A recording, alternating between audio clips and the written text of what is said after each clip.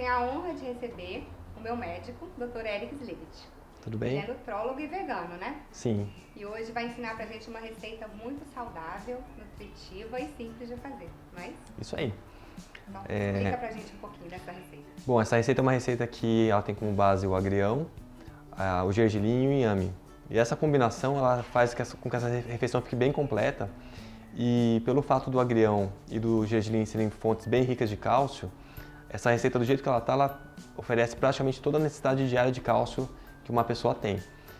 A gente vai dividir a sopa provavelmente em 2 ou 4 pessoas, então essa quantidade de cálcio vai ser um pouco diminuída, mas ela é bem rica nesse nutriente, ela é bem fácil de fazer e para a pessoa que não gosta de cebola, de alho também, ela fornece uma quantidade dá uma receita que não tem esses ingredientes. Tá, então a gente vai colocar a mão na massa aqui, né? Então tá, os ingredientes então são 400 gramas de inhame, 6 colheres de sopa de gergelim branco, um punhado de agrião, mais ou menos 130 gramas, 3/4 de colher de chá de azeite e 1 colher de chá de sal. Só isso. Que delícia. O inhame tá cozido, né? Isso, a Raquel já cozinhou aqui, né? 20 minutinhos na água, né? Dá pra ser no vapor também, então pra quem quiser usar o vapor, tranquilo.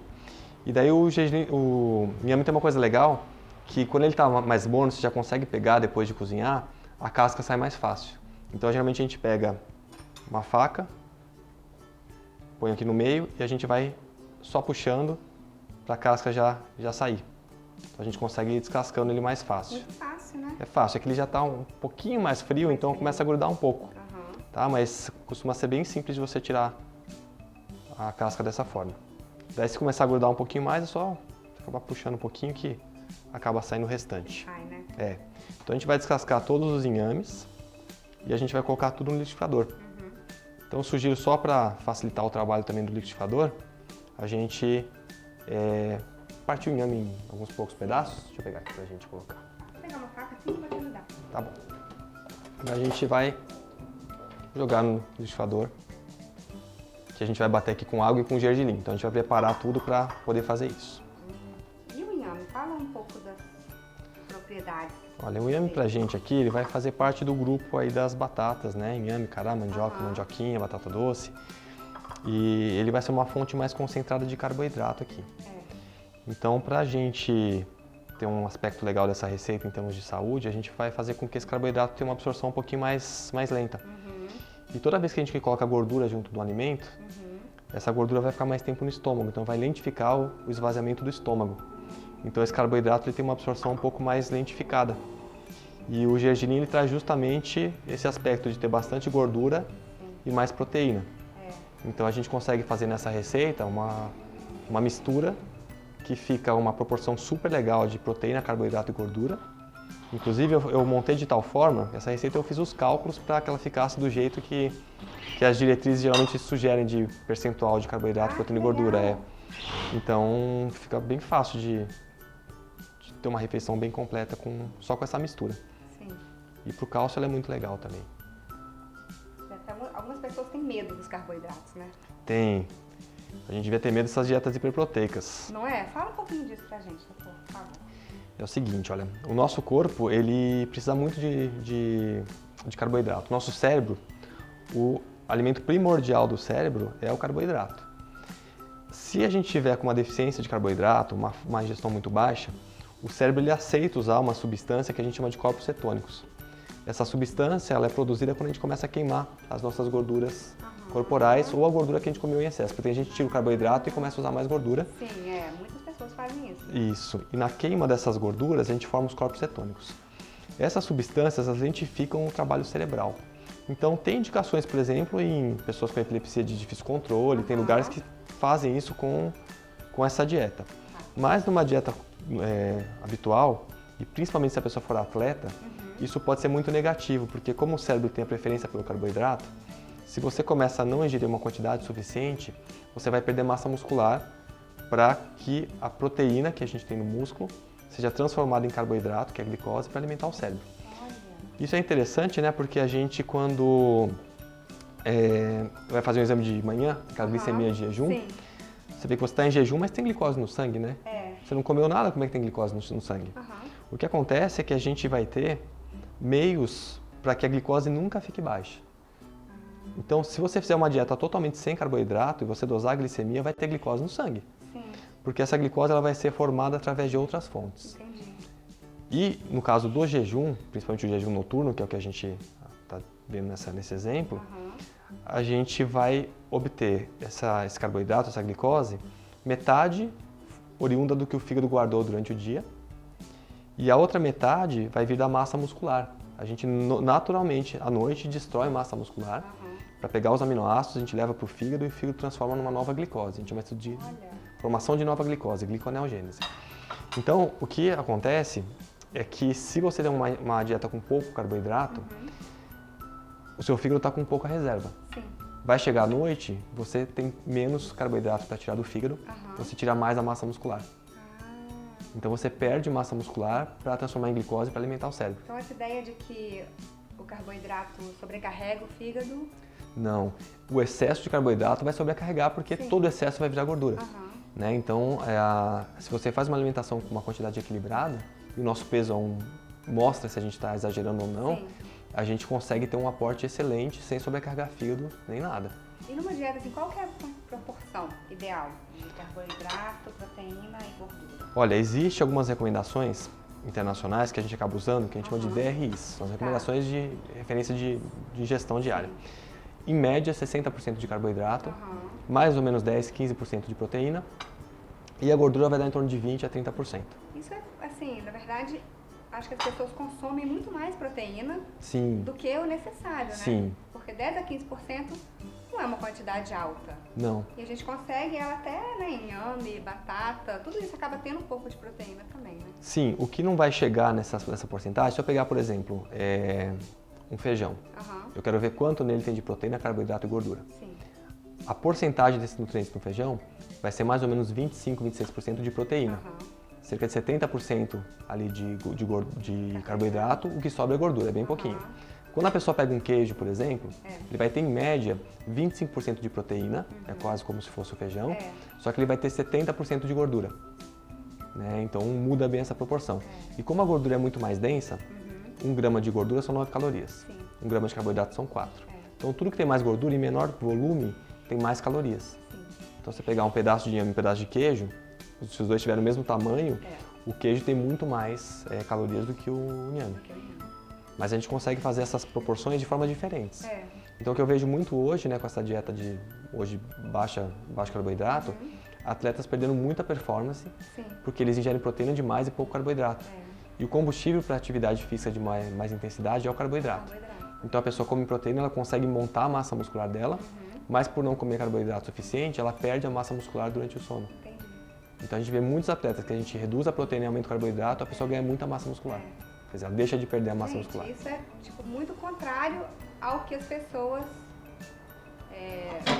ao que a maioria das pessoas acredita, né? Atualmente, porque mesmo até os vegetarianos estritos, né, os veganos, eles acham que eles têm uma necessidade de tomar, sei lá, aqueles suplementos proteicos, né?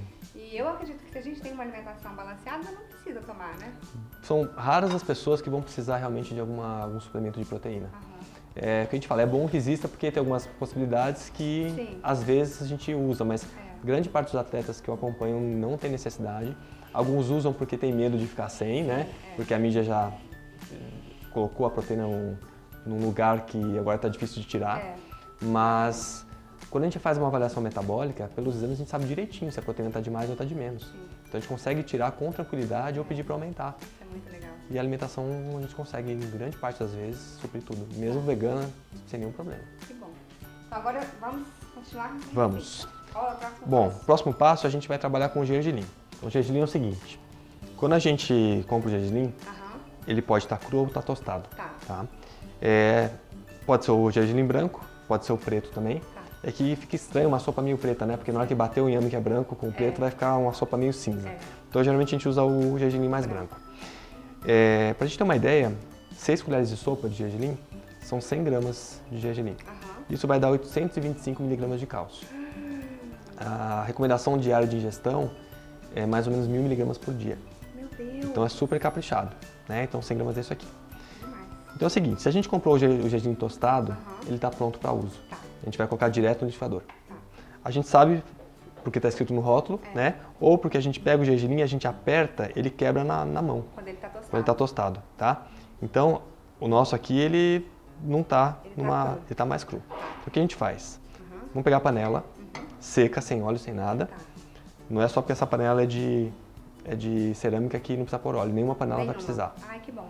A gente vai colocar o gergelim e a gente vai ligar o fogo. Deixa eu ligar aqui. Ótimo. Aqui é o seguinte, a gente vai espalhar aqui o gergelim. E é muito importante que você mexa sem parar esse gergelim, porque ele tosta muito fácil. Tá.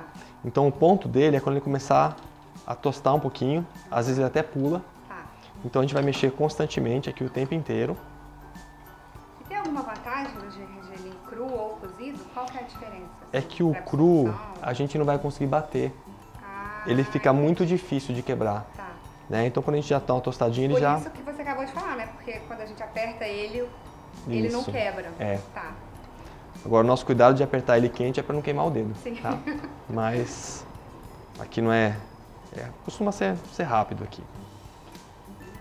O gergelim preto é mais difícil de tostar porque você não consegue enxergar ele direito, ele estufando. Sim, verdade. Aqui se você olhar com um pouquinho de calma, você vai ver que ele vai estufar um pouquinho. É.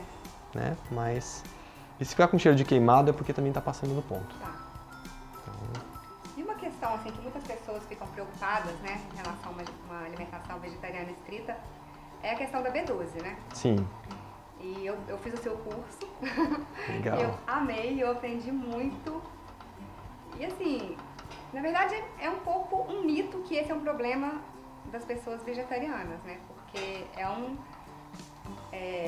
coisa que acontece com pessoas que também têm uma alimentação com carne, Sim. queijos e ovos, né? Eu diria que é um mito essa questão de que é problema só das pessoas vegetarianas, Exatamente, né? Ele é um ponto de muita atenção porque a prevalência de deficiência é muito alta, em vegetarianos e não vegetarianos também, mas é um elemento que toda pessoa deveria prestar atenção. Olha só, tô começando a pular, tá vendo? Sim, tá fazendo barulhinho. Isso, então já tá na hora de desligar. Tá. Tá? A gente desliga, tira da chama aqui, né? Aqui dá pra gente ter uma ideia, se a gente pegar aqui, a gente consegue quebrar, tá vendo? Então esse é o ponto. Vou pedir só pra você colocar um pouquinho de água. Se a gente pegar o liquidificador e já colocar direto, talvez aqui embaixo ele grude na lâmina e fica mais difícil. Então vou colocar um pouquinho de água só para evitar que ele grude lá embaixo. Né? Vou colocar o gergelim todo aqui dentro. E eu acho que a B12 também ela é muito importante para grávidas, né? Sim. Eu vi no curso, assim, que às vezes os ginecologistas, né, eles recomendam a reposição de ácido fólico e não se preocupam tanto com a B12, né? E uma coisa está totalmente ligada à outra, né? Sim. Para manter o ácido fólico dentro da célula, quem segura ela é B12. Se falta, ele sai da célula e ela não tem a ação que ela precisaria ter. Tem mais água? Tem mais água. Tem, vamos colocar aqui. Aqui é o seguinte, a gente vai cobrir essa mistura com água. Então o nosso ponto é a olho mesmo, a gente vai aumentar, né, a quantidade de água até cobrir aí um ou dois dedos aí do inhame. Tá bom. A gente já pode aproveitar aqui e colocar o sal. Tá? Já vou bater tudo junto. Tá. É importante que bata com o gergelim junto, porque ele vai ficar totalmente moído. Entendi. E a gente vai absorver totalmente o que ele tem de nutriente. Sim. E vai pegar bastante gosto na mistura. Ai, que delícia. Tá. Então vamos bater. Tá bom, bate? Tá bom.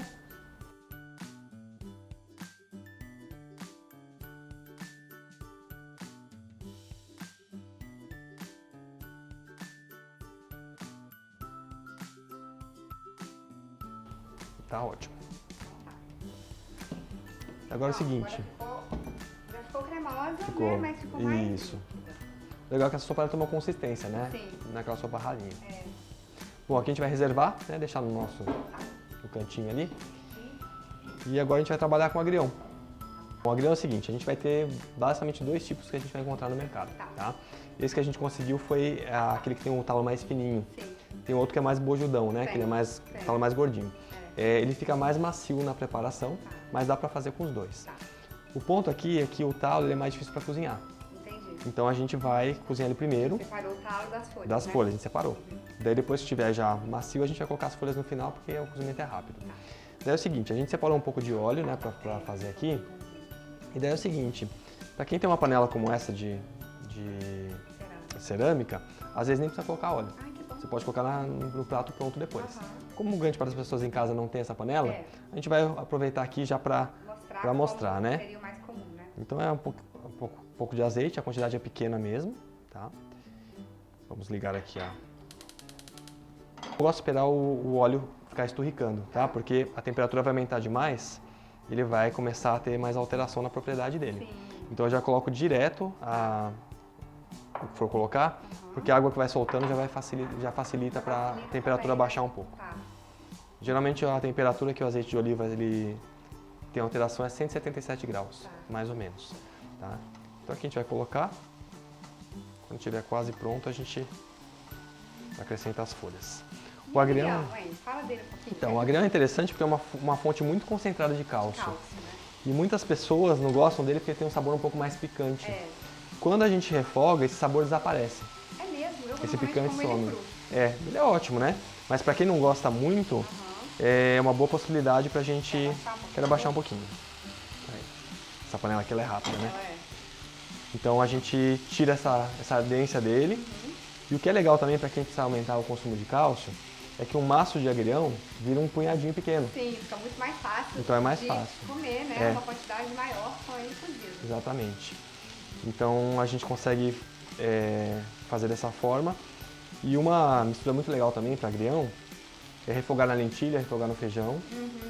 E dá para fazer ele puro, depois você acrescenta um pouco de tahine com missô. Como se fosse um creme no final. E o tahine é bem concentrado em cálcio também. Então dá uma mistura muito legal. Deixar o talo ficar mais molinho aqui.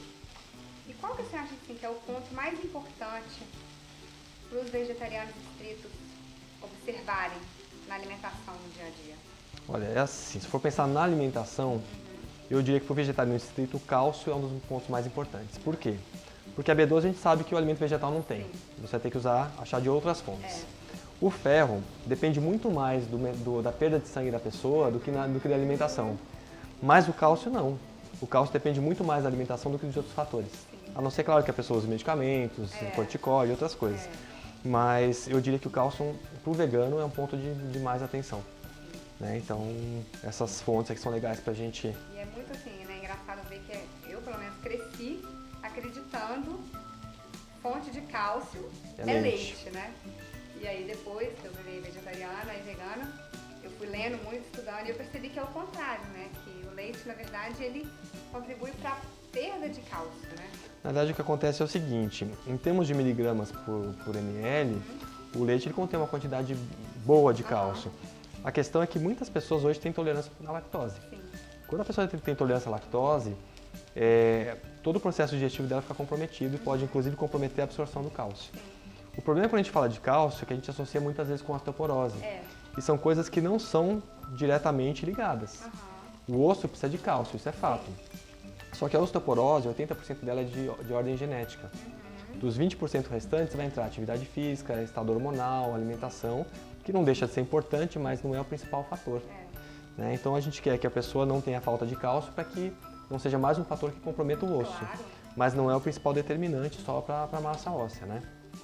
Então... E tem a questão do magnésio também, né? Que o leite tem pouco e ele é importante para a absorção de cálcio. Eu já vi isso. Assim, o magnésio ele vai trabalhar mais no metabolismo já dentro do sangue do nosso organismo. Tá? Ele é interessante e o cálcio tem um fator também, né? O cálcio ele é mais obstipante, principalmente no suplemento. O magnésio solta mais no intestino. Quando você junta os dois, você tem um efeito interessante também para isso. Tá? Olha só, aqui já está praticamente no ponto, tá? O talo já está mais tenro, já mole. Então aqui é o seguinte, olha, a gente vai colocar as folhas rapidamente, porque elas murcham rápido.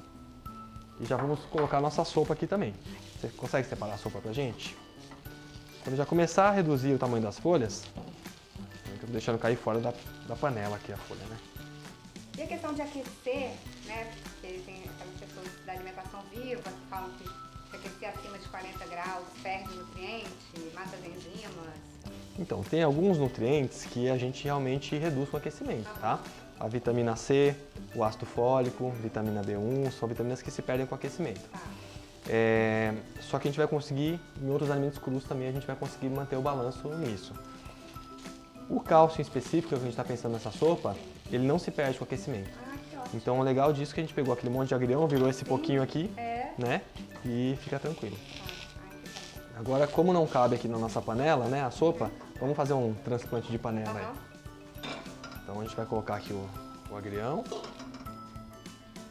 E essa sopa ela é boa assim, pra qualquer hora do dia? Não tem aquela história de não pode comer carboidrato à noite? Não, pode Essa- comer esse sim. carboidrato pode, né? Pode. A pessoa não vai comer uma refeição grande e deitar em seguida, né? Exatamente. Geralmente a gente espera um tempo, 2 horinhas para poder dormir, então não tem nenhum problema. Tá. A história de não comer carboidrato à noite não tem muito fundamento científico se a gente for ver pela parte nutricional, né? Não, né? Não. Ai, que bom. Bom, já está quente aqui, vamos colocar então aqui a nossa sopa. Ela ficou bem cremosa, né? Ficou.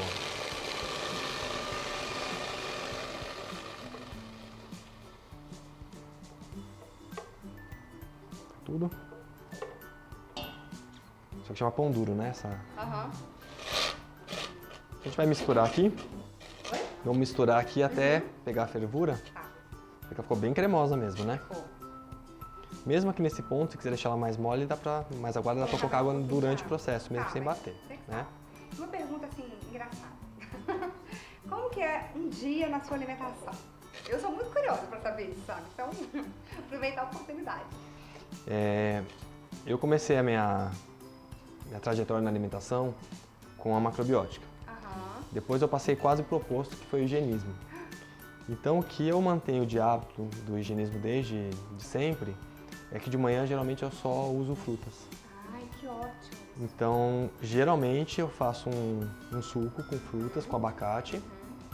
E como eu atendo, né, no consultório todos os dias, de hora em hora eu tomo um pouco desse suco. Ah, e você coloca folhas também nesse suco?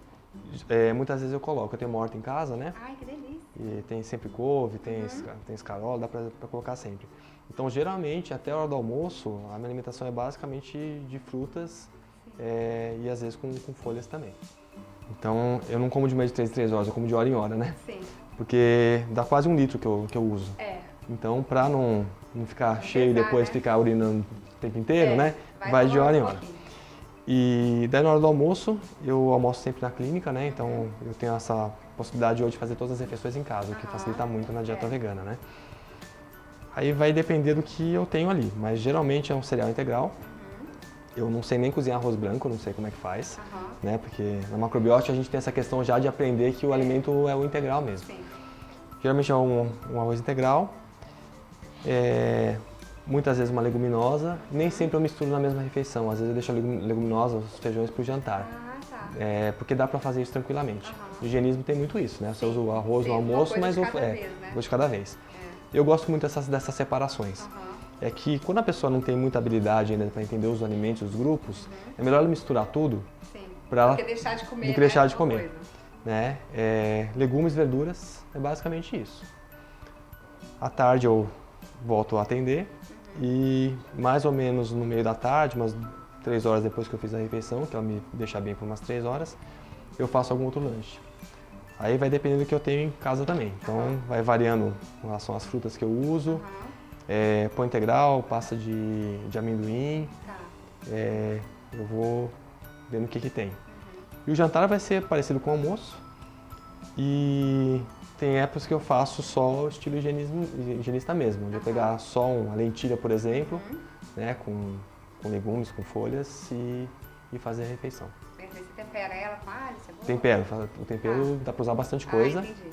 E o legal das leguminosas, dos feijões, é você fazer sem nada de óleo. Sim.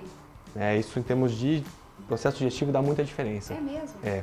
Normalmente eu faço sem óleo, mas não sabia disso. O que acontece? Ó, eu já vou desligar que tá fervendo, tá? O que acontece é o seguinte, os feijões, como eles têm uma questão de digestibilidade que não é muito boa para muitas pessoas, geralmente eu deixo ele de molho por 24 horas. Eu não deixo só 12. Tá. Né? E quando você coloca o alimento no estômago, o estômago ele vai segurar ou vai liberar o alimento de acordo com vários fatores.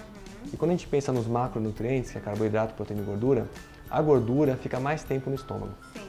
Né? Então, quando você junta a gordura com a proteína, a digestão fica mais lenta. Tá. Isso pode ser até benéfico para situações que você vai ficar muito tempo sem comer. Sim. Né? Mas para o processo digestivo, para fermentar menos, quando você faz os feijões sem nada de óleo na refeição, geralmente o processo digestivo é mais fácil. Que legal. Fermenta menos. Então é uma dica que eu tenho dado para as pessoas que querem melhorar o processo digestivo e não toleram bem os feijões. Bom saber. E essa sopa? Bom, essa sopa está basicamente pronta, ficou bem cremosa. Deixa eu ver, troca de lugar comigo. Opa! Ficou muito cremosa. Tá dando pra ver aí? Nossa, ficou muito cremosa. Muito. E essa sopa, então, assim, normalmente se você fizer ela, você usa ela mais no almoço do que no jantar? Olha, geralmente eu uso no jantar mesmo. No jantar? É. Mas você coloca mais alguma leguminosa ou não? Geralmente essa sopa dá pra ser desse jeito mesmo. Desse jeito mesmo. Dá pra você pegar uma salada antes. Se quiser comer outras coisas juntos também, como acompanhamento, tranquilo. Entendi. Né? Então, Mas ela tá com um cheiro delicioso. é que é muito diferente, né? Porque o gergelim moído no meio do inhame já tempera o inhame. Sim. E o agrião tem um sabor diferente cozido, né? É. Mas eu gostei muito disso que você falou, que de manhã você fica com um suco, né, que dura Sim. e que é de fruta e folhas. Porque acho que é também mais fácil de digerir, né? Sim. De manhã. É. Do que já pegar alguma coisa, o corpo tá acordando e já pegar alguma coisa mais pesada, mais densa. Um ponto bom para você perceber é como é que você fica ao longo desse tempo em termos de sensação de saciedade e não tá passando fome, porque às vezes a pessoa faz um suco Sim. que é insuficiente e ela vai ficar com fome o resto da manhã. É por isso que tem que ser, igual você falou. Tem que concentrar. E daí coloca abacate, Sim. se a pessoa quiser colocar chia também, vai dar uma encorpada E nesse aí suco. Fica mais uma vitamina do que um Fica, suco, né? E aí, vamos provar essa sopa? Opa, vamos lá? Doutor, muito obrigada Imagina, pela sua presença. eu que agradeço. Foi uma honra. Foi um prazer. E quem não conhece o Dr. Eric, vocês não sabem o que vocês estão perdendo, então, por favor, sigam ele no Instagram, no YouTube, no Facebook, em todas as redes sociais. Ele está sempre, né, compartilhando. Sim. Tem os vídeos do YouTube que são, assim, sensacionais. Fala de tudo, né? Fala Sim. de proteína, fala de ferro, fala de B12 e esclarece muita coisa. YouTube E aí? é Alimentação Sem Carne, Alimentação sem carne. tracinho, Dr. Eric. Só, Ele existe. tá bom. E Pois tem tem difícil. os cursos também, né? Que agora Sim. tá tendo online e você falou que vai ter também. Sim, os Presencial. presenciais. Então, quem tem interesse nisso é uma oportunidade imperdível. Só acompanhar no Instagram que eu vou postando Vai quando postar, tiver. né? Então, Bom? muito obrigada. Obrigado a você. Espero que vocês tenham gostado. Fiquem com Deus, seja a mudança. Beijos.